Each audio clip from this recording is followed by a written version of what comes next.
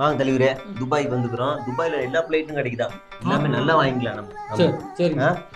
அல பத்தியா பிபா? என்ன தலைவரே, உங்க பாட்டி இங்க இருக்கு ஓடல போடுது. டப்பா படம் பாத்தீங்கன்னா என்ன இப்போ தெரியலங்கிறான் பாருங்க. தமிழ்லயே பேசு, எல்லா லாங்குவேஜும் தெரியும் எனக்கு. அதான் நம்ம தலைவரே சுற்றுப்பயணம் இனிமே ஹெலிகாப்டர் எல்லாம் போகணும்.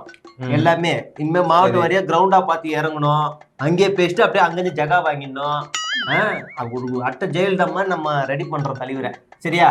அது மாதிரி நமக்கு தலைவருக்கு ஒரு நல்ல ஹெலிகாப்டர் பார்த்து கொடுங்க. நம்ம கிட்ட எல்லா வகையான கமர்ஷியல் ஹெலிகாப்டரும் இருக்கு. லாங் டிராவல்ல போல எல்லாம் பண்ணலாம்.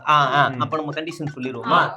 கண்டிஷன் முக்கியமா வந்து இந்த ஹெலிகாப்டர்ல புடிச்சு தொங்குவாங்க. அதுல எல்லாம் வந்து இது தடவி விட்டுறலாம், கிரீஸ் தடவி விட்டுறலாம், இல்ல அதை எடுத்துடலாம். ஆமா, சைடுல மொழு மொழுன்னு இருக்கணும் எங்க பஸ் மாதிரி. ஏதாவது ஒயருக்கு அறுத்து விட்டுற கூடாதுன்னு. ஆமா, அப்ப ஹெலிகாப்டர் எப்படி நிக்கும்? ஐயா, அது யோசிக்கலையே. என்னப்பா நான் என்ன சொல்றேன்னா, இவனு ஏற்கனவே ஸ்பீக்கர் ஒயர் அறுத்து விட்டானுங்க. ஹெலிகாப்டர் ஒயர் அறுத்து விட்டா மேல போகும்போது கிங் கிங் கிங்கிறோம். இப்ப பிரச்சனை இல்ல, அதுதான் சொல்றேன். அது இல்லாம ஹெலிகாப்டரே வராது. அது வைக்கணும். சரி, அப்ப நம்ம அந்த புடிச்ச தொங்கல கிரீஸ் தடவி கொடுத்துருங்க. கிரீஸ் தடவி கொடுத்து எலக்ட்ரிக் ஷாக்கு இல்லன்னா கம்பி, முள்ளு கம்பி. அடியடி நடத்தும் போதே கருணை காட்டல, நீங்க முள்ளு கம்பி கருணை காட்டுறீங்க. விடுங்க தம்பி, என்ன ஆயிட்டு போறாங்க என்ன நீங்க.